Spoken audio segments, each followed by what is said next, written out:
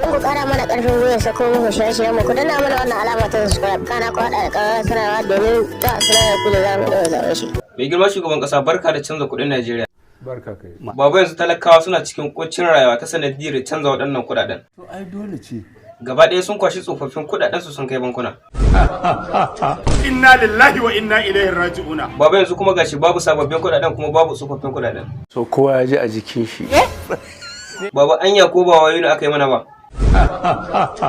Mai girma gona wani irin tallafi za ka yi wa 'yan jihata na rashin sababbin kuɗi da kuma tsofaffin kuɗi. Kowa ya shiga neman jama'a. Mu talakawa ne. Mai girma gona saboda mi. Har yanzu akwai wuraren da ba kare ba.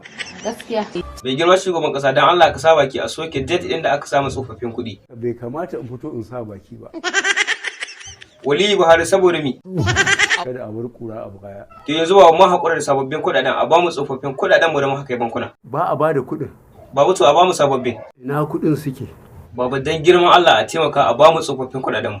Ba za a bada kuɗi ba. Alillahi wa inna ilaihi raji'un. Babu ka yi wa Allah ka sa a ba mu tsofaffin kuɗaɗen mu. Ba a bada kuɗin. Babu ko yanzu wallahi mun ji jiki. Idan kai ya ruɓe, gangan jiki ya tafi. To baba zan wuce. Sai an jima.